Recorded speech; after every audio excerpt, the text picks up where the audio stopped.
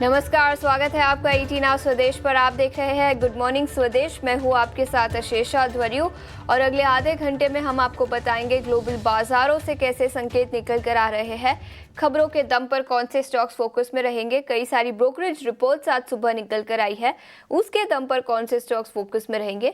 और इसी के साथ हमारे साथ कई सारे मेहमान जुड़ेंगे जो आपको ट्रेडिंग आइडियाज और आज के लिए रणनीति बनाएंगे इक्विटी और कमोडिटी मार्केट में। सबसे पहले गिफ्ट निफ्टी पर नजर डालते हैं। सपाट ओपनिंग के संकेत भारतीय बाजारों के लिए निकल कर आ रहे हैं 24,690 के पास। याद रखें, कल के ट्रेडिंग सेशन में थोड़ी सी वॉलेटिलिटी थी, लेकिन एंड ऑफ द डे बाजार सपाट बंद हुए। निफ्टी में तो कोई एक्शन नहीं था, लेकिन बैंक निफ्टी करीब 170 अंकों की तेजी के साथ बंद हुआ। आज एशियाई बाजारों से भी मिले जुले संकेत है। ग्लोबल बाजारों की बात करें तो अमेरिकी और यूरोपियन बाजार लाल निशान में बंद होते हुए नजर आए। लेकिन इस पर विस्तार में चर्चा करने के लिए अब हमारे साथ अभिषेक जुड़ चुके हैं। अभिषेक, गुड मॉर्निंग। बताएं कैसे रहे ग्लोबल बाजारों के संकेत और कमोडिटी मार्केट में क्या एक्शन है।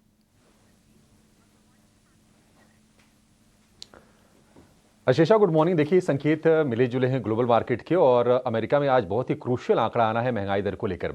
सीपीआई महंगाई दर के आंकड़े आएंगे। उसके पहले जो बाजार है वेट इन वॉच के मूड में है और डाउ जोन्स में कल लगातार हमने चौथे सत्र में कमजोरी देखी है और नेस्डेक और S&P 500 की बात करें तो उसमें लगातार दूसरे सत्र में कमजोरी रही है। सोना इस महंगाई के आंकड़े से पहले थोड़ा सा गर्म हुआ है, $2700 के ऊपर जाकर कारोबार कर रहा है 2 हफ्ते के ऊपरी स्तर पर। लेकिन अगर हम कल के सत्र की बात करें तो डाउ जोन्स 154 अंक गिरा है और S&P 500 में 18 अंकों की, नेस्डेक में 49 अंकों के आसपास की गिरावट हमने देखी। तो तीनों जो बड़े इंडेक्स है वहां पर हमने कमजोरी देखी। डाउ जोन्स दिन में एक वक्त हरे निशान में भी कारोबार कर रहा था, लेकिन बंद होते होते लाल निशान में आ गया और दिन के ऊपरी स्तर से करीब करीब 225 अंकों के आसपास की नरमी हमने डाउ जोन्स में देखी। जो क्लोजिंग हुई है वो दिन के निचले स्तर के आसपास जाके हुई है। एक स्टॉक कल फोकस में रहा, वो था अल्फाबेट का। दरअसल कंपनी को क्वांटम कंप्यूटिंग चिप की एक सफलता मिली है और उसके चलते निवेशकों में उत्साह था। 5.5-6% के आसपास की तेजी पर यह बंद हुआ है। लेकिन आज सभी की नजरें होंगी और सिर्फ अमेरिका नहीं बल्कि दुनिया भर के बाजारों के लिए एक डायरेक्शन का काम करेंगे ये आंकड़े और इस पर यूएस फेड की बहुत ही करीब से नजर होगी। अगर उन्हें दरों में कोई बदलाव करनी है या फिर उनकी कमेंट्री में कोई बदलाव होना है तो ये आंकड़े काफी क्रूशियल होंगे। सीपीआई महंगाई दर के आंकड़े यानी कि रिटेल महंगाई दर मासिक आधार पर 0.3% की बढ़ोतरी की उम्मीद है और अगर हम सालाना आधार पर बात करें तो उसमें 2.7% बढ़त का अनुमान है सीपीआई महंगाई दर में। 18 दिसंबर को यूएस फेड की पॉलिसी है, देखते हैं कि आंकड़े कैसे आते हैं। उसके पहले इक्का दुक्का आंकड़े और आएंगे, लेकिन सबसे क्रूशियल अगर हम डेटा कहें तो यही फिलहाल है। वैसे अगर हम दरों में कटौती की अगर हम संभावना की बात करें तो सीएमई फेड वॉच टूल है, एक बहुत ही क्रूशियल वहाँ का इंडिकेटर है। उनके हिसाब से 85% दरें घटने की उम्मीद है, 0.25%। देखते हैं कि आज आंकड़े किस तरह से आते हैं। उसके पहले अमेरिकी बाजारों में थोड़ा सा कह सकते हैं कि वेट एंड वॉच वाला ही माहौल है। एशिया में थोड़ा सा अलग अलग हम चूंकि संकेत देख रहे हैं। आज अगर आप देखेंगे तो 2 दिनों की मजबूती के बाद निकेई में 0.25% के आसपास की कमजोरी है।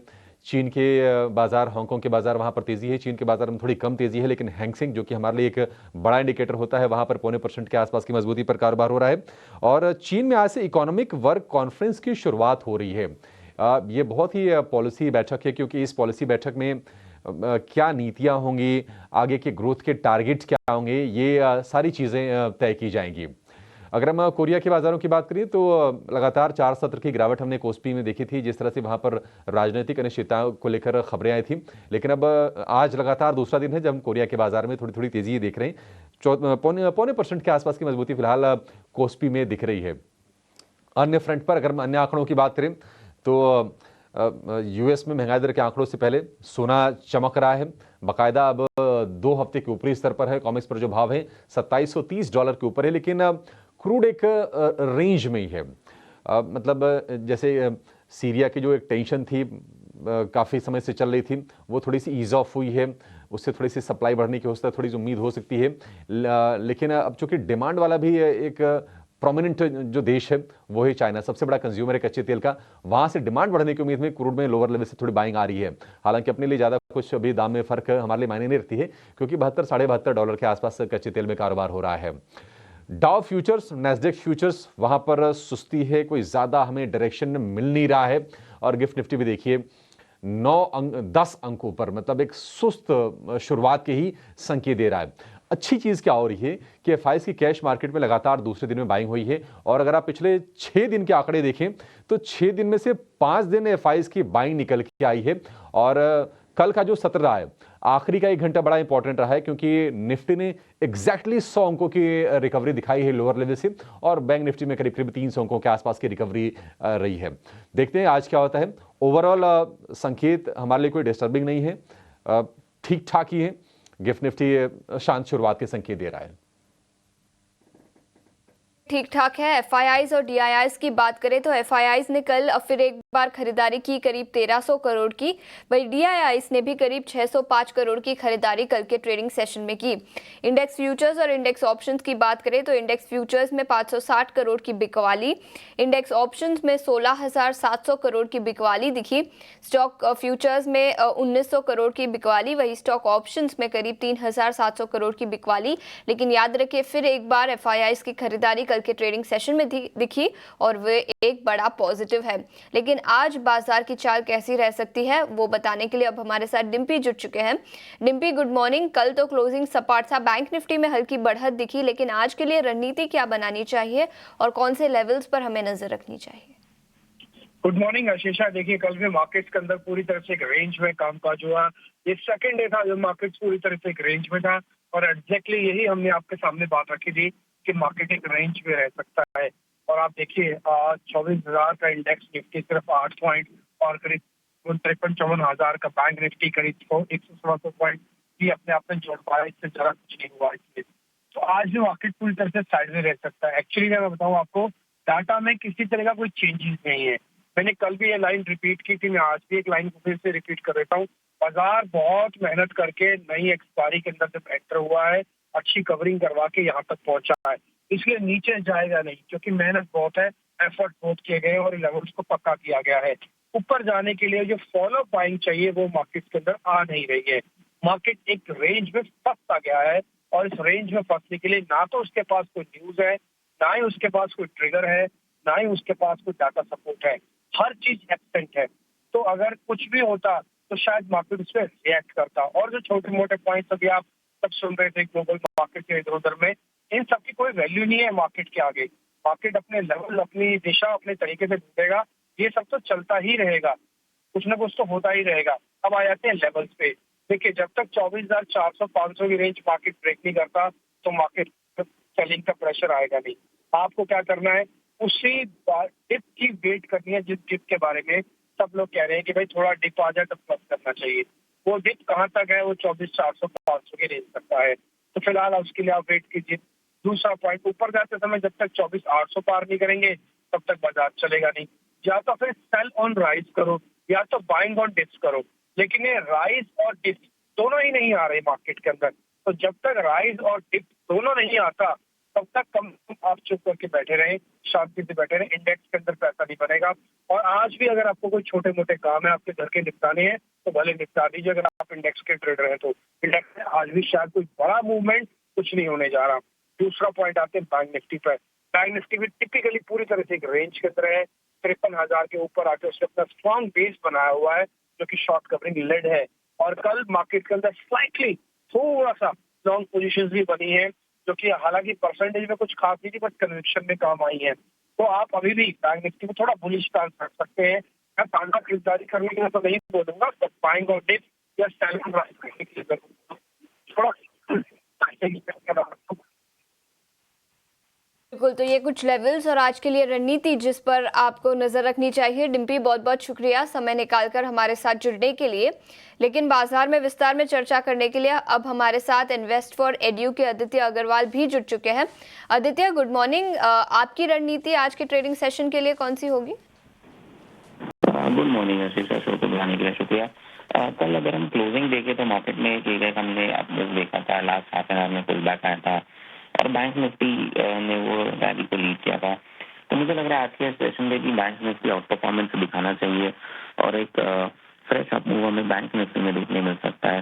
तो 53,800, 54,000 ये दो लेवल्स है जिसको मैं क्लोजली मॉनिटर करूंगा। और नीचे की तरफ 53,400 53,400 का एक अच्छा सपोर्ट है, 53,300, 53,400 का। तो मैं वो स्टॉप लॉस लगा के एक लॉन्ग ट्रेड लेना चाहूंगा बैंक निफ्टी में, जो कि 53,800 और 54,000 के लेवल्स के लिए रहेगा। और अगर हम निफ्टी की बात कर लें यहाँ पे, तो एक बहुत ही नैरो बैंड में ट्रेड कर रहा है। हालांकि हमने निफ्टी में भी एक अच्छी कवरिंग देखी लास्ट की तरफ, तो हो सकता है कि कहीं ना कहीं निफ्टी भी एक अपमूव दिखाए और 24,800 का जो पड़ाव है, जो मार्केट नहीं निकाल पा रहा है, कहीं ना कहीं उसको टेस्ट करें। तो दोनों ही इंडाइसेस पे बुलिश स्टांस है।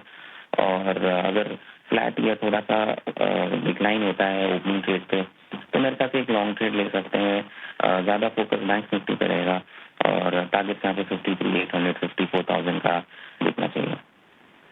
तो ज्यादा फोकस बैंक निफ्टी पर रहेगा, लेकिन दोनों इंडिसेस निफ्टी और बैंक निफ्टी पर नजरिया आपका काफी पॉजिटिव। लेकिन इसके अलावा आदित्य, आपके स्टॉक स्पेसिफिक आइडियाज कौन से होंगे आज?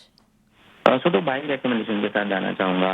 पहला है पॉली कैब स्टॉक एक अच्छे मूव के बाद कंसोलिडेशन कर रहा है और मुझे लग रहा है कि कंसोलिडेशन से एक अच्छा ब्रेकआउट आना चाहिए। पिछले कुछ दिनों का अच्छा कंसोलिडेशन हुआ इसमें, तो करंट लेवल्स पे खरीदारी की सलाह है। हमको यहाँ पे लक्ष्य लगाना है 7,600 का, स्टॉप लॉस लगाना है 7,365 का। दूसरा स्टॉक है TVS motor. Two wheeler space में बहुत अच्छा एक ट्रैक्शन आ रहा है यहाँ पे। अगर हम देखें तो टीवीएस मोटर का शेयर मुझे अच्छा लग रहा है। करंट लेवल्स पे खरीदारी करनी चाहिए। लक्ष्य यहाँ पे लगाना है 2,640 का और स्टॉप लॉस लगाना है 2,460। बिल्कुल, तो ऑटो सेक्टर से टीवीएस मोटर पर खरीदारी की राय 2,640 तक के लक्ष्य दिखाई दे सकते हैं। और इसके अलावा पॉली कैप पर भी आदित्य ने खरीदारी की राय दी है। बहुत बहुत शुक्रिया समय निकालकर हमारे साथ जुड़ने के लिए। खबरों के लिहाज से कौन से स्टॉक्स फोकस में रहेंगे वो बताने के लिए अब हमारे साथ शरद जुड़ चुके हैं स्टूडियो में।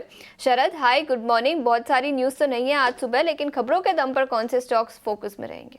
जी बिल्कुल, गुड मॉर्निंग आशीषा। तो ऑफ कोर्स खबरों वाले शेयर्स में जो है आपको देखा जाए तो बहुत सारे शेयर होल्डिंग पैटर्न चेंजेस आ रहे हैं। कहीं कहीं प्रमोटर बाइंग आ रहा है, बहुत सारे स्टॉक्स जो गिरे भी हुए हैं, तो इंटरेस्टिंग नाम सब आ रहे हैं। और ऑफ कोर्स स्टॉक स्पेसिफिक ज़्यादा न्यूज़ फ्लो रहेगा, लार्जली मिड कैप में ही न्यूज़ फ्लो है। लेकिन इंटरेस्टिंगली जो आप सेक्टर ट्रैक कर रही है आशीषा, तो कॉफ़ी सेगमेंट, यहाँ पे सब बात करें, कॉफ़ी इतनी महंगी हो गई है, ऑलमोस्ट 50 साल की हाई लेवल्स पे आ गई है। तो क्या है वो स्टॉक्स, उन पे नज़र रखते हैं। Tata consumer products, CCL products, दोनों पे नज़र रखिएगा। सेंटिमेंटली सपोर्टिव प्राइजेज है, बट याद रखिए कि इनके लंबे अवधि के कॉन्ट्रैक्ट्स होते हैं, तो ये प्राइस पास ऑन हो जाते हैं। यहाँ पे ग्लोबल कॉफ़ी प्राइजेज इस साल 83% बढ़ गए ईयर ऑन ईयर बेसिस पे। सप्लाई शॉर्टेज हो रहा है ब्राज़ील से, तो आपकी जो कॉफ़ी है वो बहुत महंगी हो चुकी है, ये जो है प्राइसेस कह रहे हैं। यूपीएल की बात करें तो यहाँ पे interestingly ICICI prudential mutual fund ने जो है लगभग 5 लाख शेयर्स की एक्विजिशन की है और पिछले 2 से 3 सेशन में प्रमोटर्स भी ये जो है स्टेक बढ़ा रहे हैं अपना इस स्टॉक को लेके। स्टॉक में भारी गिरावट भी आई और ऑफ कोर्स देखा जाए तो इन्होंने अपनी जो गाइडेंस कट्स किए हैं अक्रॉस द सेगमेंट्स, तो यहाँ पे थोड़ी सी मूवमेंट स्टॉक्स में देखने मिल रही है। एशियन पेंट्स के बारे में बात करें तो एलआईसी ने अपनी स्टेक बढ़ा दी है। 5% पहले था, अब वो बढ़ के हो गया है 7%। और ऑफ कोर्स पेंट कंपनीज की भी जो है खराब प्रदर्शन, कंजम्पशन वीकनेस देखने मिली Q2 नंबर्स में भी। Ujjivan small finance bank, RBI ने अप्रूवल दे दी है Banavar Prabhakar as a part time chairman का, उनके रीअपॉइंटमेंट को लेकर अगले 3 साल के लिए। इंडियन ओवरसीज बैंक के लिए भी एक सेंटिमेंटली पॉजिटिव न्यूज़ फ्लो है। एक टैक्स रिफंड था असेसमेंट ईयर 2016 का, वहाँ पे इनको लगभग 1400 करोड़ जो है वापसी मिलेगी। एनटीपीसी ग्रीन एनर्जी हाल ही में लिस्टेड कंपनी है, उनकी आम को जो है 500 मेगावाट का जो है एक सोलर पावर प्रोजेक्ट जो है मिला है और ये एसईसी द्वारा जो है ये बिड या ऑक्शन की गई थी। और आखिर में एलटीआई माइंट्री पे भी नज़र रखिएगा, जहाँ पे इन्होंने स्ट्रैटेजिक पार्टनरशिप किया है गिटहब फोर्स के साथ। और गिटहब फोर्स जो है एक बड़ा सा रिपोजिटरी है जहाँ पे डेवलपर्स जो है अपनी जो प्रूफ ऑफ वर्क होती है या कोडिंग होती है वो वहाँ पे डालते हैं। तो सेंटिमेंटली भी पॉजिटिव न्यूज़ फ्लो ज़रूर है। तो ज़्यादा तो न्यूज़ फ्लो नहीं है, बट यही कुछ इंपॉर्टेंट न्यूज़ फ्लो है जहाँ पे आपकी नज़र होनी चाहिए आज। बिल्कुल, तो ये कुछ स्टॉक्स जो खबरों के दम पर आज फोकस में रहेंगे। शरद, शुक्रिया पूरी डिटेल्स के साथ हमारे साथ जुड़ने के लिए। आगे बढ़ते हैं और ब्रोकरेज रिपोर्ट से क्या निकल कर आया है उस पर नजर डालेंगे। सबसे पहले आईटी सेक्टर पर कई सारे कंपनियों की ब्रोकरेज रिपोर्ट्स आई है, इन्फोसिस और विप्रो। सबसे पहले इन्फोसिस पर नजर डालेंगे, जहां पर एक्सिस कैपिटल की रिपोर्ट है, उन्होंने इन्फोसिस को अपग्रेड किया है, एड की रेटिंग दी है और लक्ष्य अब 2050 रुपए प्रति शेयर का दिया है। उनका मानना है कि टियर 1 ग्रोथ कंटिन्यू होता हुआ नजर आएगा FY26 में। मार्जिन्स में भी स्टेबिलिटी दिखी है पिछले कुछ क्वार्टर से, जो कंटिन्यू होती हुई नजर आ सकती है अगले साल भी। और इसी के चलते उन्होंने अपने प्राइस टू अर्निंग्स रेशियो भी बढ़ा दिए हैं और टारगेट प्राइस बढ़ाकर 2050 रुपए प्रति शेयर का किया है। तो एक्सिस कैपिटल की इस रिपोर्ट और अपग्रेड के चलते इन्फोसिस पर अपनी नजर रखें। इन्वेस्टेक की रिपोर्ट आई है विप्रो पर, जहां उन्होंने सेल की रेटिंग बरकरार रखी है और 290 रुपए प्रति शेयर का लक्ष्य दिया है। उनका मानना है कि कैपिटल एलोकेशन और शेयर होल्डर पे आउट्स में इंप्रूवमेंट दिखाई देगा अगले कुछ क्वार्टर्स तक। स्टॉक में ज़्यादा कुछ डाउनसाइड तो नहीं दिखेगा। विप्रो के पास $6.1 बिलियन की कैश पोजीशन है, लेकिन फिर भी उन्होंने बिकवाली की राय बरकरार रखी है और 290 रुपए प्रति शेयर का लक्ष्य विप्रो पर दिया है। तो इन्फोसिस और विप्रो दोनों ही स्टॉक्स आईटी सेक्टर से ब्रोकरेज रिपोर्ट्स के दम पर फोकस में रहेंगे। इसके अलावा एवेन्यू सुपरमार्ट यानी डी मार्ट, जहां पर गोल्डमैन सैक्स की रिपोर्ट है, बिकवाली की राय बरकरार, 3,425 रुपए प्रति शेयर का लक्ष्य। उनका मानना है कि डी मार्ट जो कंपटीशन फेस कर रहा है उसमें प्रेशर बढ़ता हुआ नजर आ रहा है। याद रखें, कई सारे क्विक कॉमर्स प्लेयर्स अब मार्केट में आ चुके हैं और कंपटीशन स्पेस में बढ़ रही है और उसका नेगेटिव इम्पैक्ट डी मार्ट जैसे ब्रिक एंड मॉर्टल जैसे प्लेयर्स को दिखाई देगा। उन्होंने अर्निंग्स एस्टिमेट्स घटाए है FY25, 26 और 27 के करीब 4 से 6% तक। तो कंपटीशन का नेगेटिव इम्पैक्ट, जिसके चलते एवेन्यू सुपरमार्ट पर अपनी नजर रखे गोल्डमैन सैक्स ने बिकवाली की राय बरकरार रखी है। और लास्ट में बजाज फाइनेंस पर नजर डालेंगे। सिटी की रिपोर्ट है, खरीदारी की राय 8,150 रुपए प्रति शेयर का लक्ष्य सिटी पर दिया है। बजाज फाइनेंस पर उन्होंने कुछ रिविजन्स किए हैं अपने टारगेट्स में। उन्होंने स्ट्रैटेजी बनाई है, MSME सेक्टर उनका की ग्रोथ मशीन होगा। उनका मानना है कि गोल्ड लोन्स जैसे सेगमेंट्स में उनकी मार्केट लीडरशिप रहेगी, ऑटो लोन्स में भी उनका नजरिया रहेगा। तो कई सारे डेवलपमेंट्स आए थे, जिसके चलते सिटी की रिपोर्ट 8,150 रुपए प्रति शेयर का लक्ष्य बजाज फाइनेंस पर उन्होंने दिया है। तो कई सारे स्टॉक्स स्पेशली ऑटो सेक्टर से, जहां पर ब्रोकरेज रिपोर्ट्स के दम पर आज के ट्रेडिंग सेशन में एक्शन दिखेगा। लेकिन आगे बढ़ते हैं, कमोडिटी मार्केट पर नजर डालते हैं और कमोडिटी मार्केट पर रणनीति बताने के लिए आज हमारे साथ केडिया सिक्योरिटीज के अजय केडिया जुड़ चुके हैं। मिस्टर केडिया, गुड मॉर्निंग और शुक्रिया समय निकालकर ET नाउ स्वदेश के साथ जुड़ने के लिए। सोने में पिछले कुछ दिनों से उछाल दिखा है। सबसे पहले प्रेशियस मेटल्स मार्केट पर ही अपनी राय दीजिए। सोने और चांदी पर कौन से लेवल्स पर हम नजर रखें? Very good morning. डेफिनेटली पिछले 2 दिनों में हमने तेजी ज्यादा देखी है, जिस ढंग से सीरिया में जो कंसर्न है, मिडिल ईस्ट में वापस जो कंसर्न है, ये कहीं ना कहीं इग्नाइट होता हुआ दिखाई दिया। वहीं डॉलर में भी थोड़ी बहुत स्टेबिलिटी बनी हुई है, लेकिन सबसे बड़ा जो ट्रिगर था वो चाइना की गोल्ड बाइंग वापस लौटते हुए दिखाई दी, जिसके चलते आज हम देख रहे हैं कि प्राइजेस कहीं ना कहीं $2,700 का लेवल पार कर गया। डोमेस्टिक मार्केट में भी करीबन 78,000 के ऊपर अच्छे से होल्ड करा। तो ये रैली कंटिन्यू कर सकती है, ईयर एंड भी है, डोनाल्ड ट्रंप भी आना बाकी है। तो मुझे लगता है सोने में लेके चलना चाहिए। 78,000 में 77,750 का स्टॉप लॉस लगाइए। 78,600 तक का टारगेट इमीडिएट में, बट हो सकता है अगले 1 महीने में हम नया हाई भी गोल्ड पे लगते हुए देखेंगे। वहीं अगर चांदी की बात करें तो चाइना ने जो स्टिमुलस दिया है और अब बात की कि और हम इकोनॉमी को सपोर्ट करेंगे, ये चांदी और बेस मेटल दोनों को सपोर्ट कर रही है। तो चांदी में 95,000 में लेना चाहिए। 94,200 का स्टॉप लॉस लगाइए। इमीडिएट टारगेट तो 96,500 है, बट अगेन जिस ढंग से गोल्ड सिल्वर रेशियो में गिरावट आ रही है, लग रहा है कि 20 जनवरी डोनाल्ड ट्रंप आने से पहले हम देखेंगे चांदी भी पिछला हाई तोड़ते हुए दिखाई देगी, जो 1 लाख रुपए का हाई था। बिल्कुल, तो सोने और चांदी दोनों पर खरीदारी की राय। चांदी पर 96,500 तक के लेवल्स दिखाई दे सकते हैं और सोने पर 78,600 का लक्ष्य मिस्टर केडिया ने दिया है। लेकिन इसके अलावा ब्रेंट क्रूड और नेचुरल गैस, यहाँ पर क्या रणनीति होगी? नेचुरल गैस में परसों करीब 3 से 4% की तेजी दिखी थी, लेकिन कल फिर एक बार मुनाफा वसूली दिखी। फ्यूचर्स मार्केट में नेचुरल गैस पर क्या राय होगी? देखिए, नेचुरल गैस में कल डेफिनेटली हमने थोड़ा बहुत पुल बैक जरूर आते हुए देखा है, बट कुल मिला के सिनेरियो थोड़ा सा साइडवे इसलिए है क्योंकि स्टोरेज कैपेसिटी अभी भी भरी हुई है, लेकिन आने वाले दिनों में अगर हम देखते हैं तो विंटर और ज्यादा एक्सट्रीम होगी जो प्राइजेस को सपोर्ट करेगी। तो कल की गिरावट के बाद आज भी मुझे लगता है मार्केट थोड़ा सा दबाव में जरूर है, बट कहीं ना कहीं अगर हम दिसंबर वायदे की बात करें तो 260 262 का एक अच्छा सपोर्ट लेवल है, वहां से बाइंग करके चलिए। जबकि कच्चे तेल की अगर बात करें तो अब तक हमने देखा डिमांड कंसर्न मार्केट में बने हुए थे जिसकी वजह से प्राइजेस में दबाव था, लेकिन अब मिडिल ईस्ट के अंदर कंसर्न साथ में हम देखते हैं तो कहीं ना कहीं चाइना से जो सपोर्ट मिला है ये प्राइजेस को सपोर्ट किया। उसी के तहत कल हमने एक अच्छी खासी रैली आते हुए देखी जहां पे प्राइजेस ने अपने आप को संभाला और 5800 के ऊपर की क्लोजिंग दी। तो आज भी हम 5800 पे लेके चलेंगे, 5730 का स्टॉप लॉस लगाएंगे, 5940 तक का टारगेट रहेगा। ध्यान रखिए कि ओपेक के जो EIA के जो स्टेटमेंट्स आएंगे वहां पे डिमांड को लेकर थोड़ा सा कंसर्न जरूर दिखेगा, इसलिए अपसाइड थोड़ा कैप है। 2025 में ओवर सप्लाइड रहेगा, इसके लिए कोई एक्स्ट्राऑर्डिनरी बड़ा तेजी नहीं, बट एक दायरे में ही मार्केट ट्रेड करेगा। एंड क्रूड और नेचुरल गैस यहाँ पर ये रणनीति, लेकिन इसके अलावा चाइना से कुछ पॉलिसी अनाउंसमेंट्स आए थे 2 दिन पहले जिसके चलते ज़्यादा कुछ लंदन मेटल एक्सचेंज पर तो मूवमेंट नहीं दिखी, लेकिन आयरन और प्राइसेस में बढ़ोतरी दिखी थी।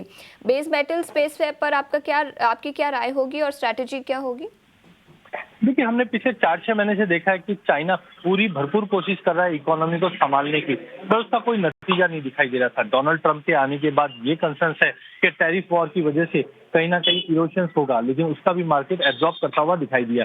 लेकिन चाइना ने इसी चीज को देखते हुए नए स्टेप्स लिए हैं, नया स्टिमुलस दिया है, ये मुझे लगता है एक बड़ा ट्रिगर है बाइंग के लिए। तो हमने आयरन और स्टील, कॉपर, जिंक सभी में हमने बाउंस आते हुए देखा, बट पूरे बेसमेंट में मुझे लगता है कि कॉपर और जिंक ये 2 कमोडिटी काफी बेहतरीन रहेगी, जहां पे कॉपर ने हमने देखा 820 के ऊपर अच्छे से होल्ड कर रहा है।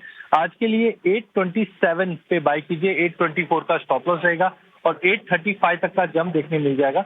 वहीं सबसे स्ट्रांग कमोडिटी मुझे जिंक दिखाई दे रही है जो इस वक्त भी 290 के ऊपर अच्छे से होल्ड कर रही है। तो 290 पे लीजिए, 287 का स्टॉप लॉस लगाइए, 296 तक का टारगेट हम जिंक में देख पाएंगे।